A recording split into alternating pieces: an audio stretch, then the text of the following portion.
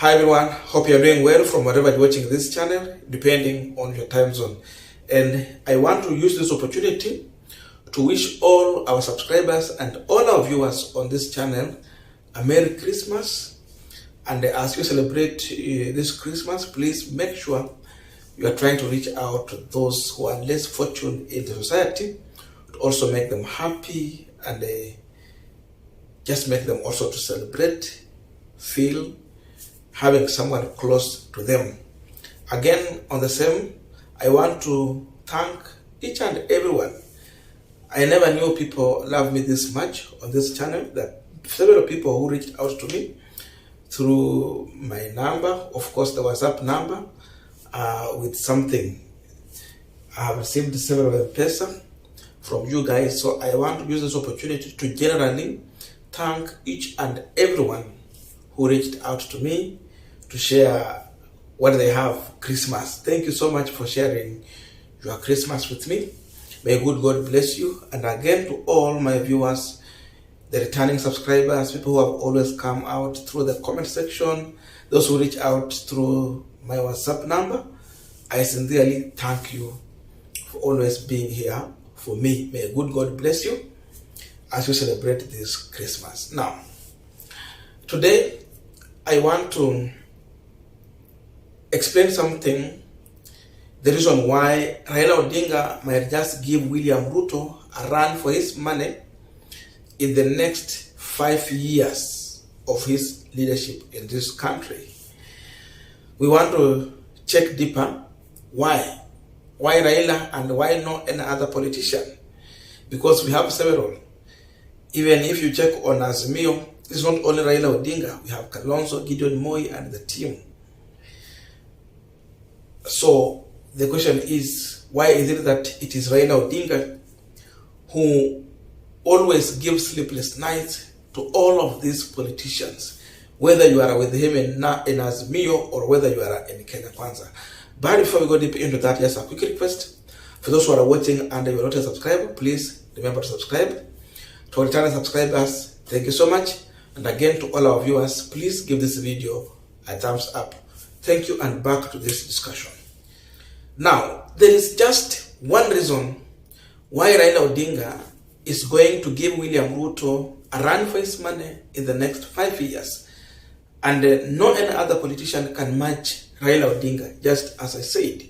One reason: he has people on his side, always. Raila has the people, in as much other people will have other things, be it the deep state, be it money or whatever. But Raila has the people. Then the question comes in, how did Raila Odinga manage to have the people? That is now where we want to discuss. Number one, Raila has the people because he paid a price. How did Raila Odinga pay a price? Raila was jailed for more than 9 years. The reason was that he was fighting for democracy. Democracy in terms of multipartyism, freedom of speech, freedom of expression, and a change for the Constitution of Kenya. That's why Raila Odinga was jailed. So that is the biggest mistake the state decided to jail Raila Odinga for. Because of this, it attracted sympathy from the people. So Raila Odinga is enjoying super massive sympathy from the public. The people just love him just because he suffered fighting for them. Because of this love, which has turned into sympathy, anytime Raila Odinga will come out and give any political direction to the people in this country, it will be very easy for people to buy into it, listen to Raila Odinga, and do that which he has instructed. Ikuwe ni mkutano, ikuwe ni nini, ikuwe ni maandamano, ikuwe ni resist, anything will call for. There are people who are always going to take that political direction. So, because of this, if you try to compare with his opponent, if we are comparing, I'm talking about William Ruto, be it Kalonzo Musyoka, be it Musalia Mudavadi, be it even Uhuru Kenyatta, they cannot match Raila Amolo Odinga, because all of these individuals, they have never paid for anything. They have never paid for a price in this country. They have never suffered for anything. They have never fight for anything in this country. If you talk about Uhuru Kenyatta, you say, the father suffered. The other truth is that even Raila Odinga's father was fighting for freedom in this country. But you see, Raila Odinga came out strong as an individual now to fight for freedom of democracy. He fought for democracy. The other people were fighting for Mzungu aende. That's the difference. So you try to compare this, you find that Kenyans find no any reason to have any sympathy towards anyone among these other politicians, all of them. Because of this, these people cannot plant any sense of political direction among the electorate. And that's where the issue of money comes in. Now, because they don't have any history on fighting for common mwananchi, the only thing they can do is to use money to hoodwink, to entice, to compromise the electorate so that they can take a specific political direction. That's the only thing now they have. And this can explain the reason why you see William Ruto spend too much money during the campaign. He spent a lot of money convincing Kenyans, buying the electorate, to confuse them. Without money, there is no way William Ruto will call for a meeting today and you see people turning out for that meeting. They will only come because he has put money into it so that people, when they come, they are being paid for that meeting. That's why you see, even when it comes to celebrating some of these public holidays, it turned out that people are not going in numbers as anticipated, which pushes someone like William Samoei Ruto to a corner to end up even lying to Kenyans that is going to offer free training to the youth so that they can turn out for such a function. So you see, for them, because they did not pay any price, they have to use money. And because of using money, that's what has led this country to sink into corruption. The country has literally sunk. Corruption has become the order of the day because people now want to manage politics. Since they don't have anything, they have done it to the people so that when they call for something, people will turn out and listen to them. And that's why you see anyone who takes over the office as the president, he will always have a problem when Raila Amolo Odinga is on opposition and he has not much to do in terms of being part of the governance of this country. So you see, like Uhuru Kenyatta, to manage this, he had to look for a way at least to incorporate Raila Amolo Odinga so that he can have easy time to run this country. Because if Raila just wakes up and calls for a meeting, anyone will be shivering. People will be panicked. People will be thinking, now, how will we sort this out?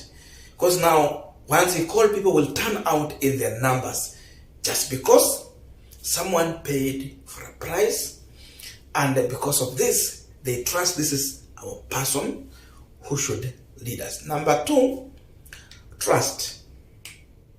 Raila is able to pull crowd. Raila is able to plan a political direction. Raila is able to call upon Kenyans and they turn up in their numbers because many people tend to trust Raila Amolo Odinga. Whatever Raila Amolo Odinga tells you, you can easily believe him. Why? Because he has shown that he can deliver the promises he gives. Try to compare that with his opponent like William Ruto, and to some extent even Uhuru Kenyatta. These are people who you cannot trust their word, especially William Ruto. If Ruto gives you a promise, the truth of the matter is that he will always do the opposite of that which he promised you. So Kenyans have learned him.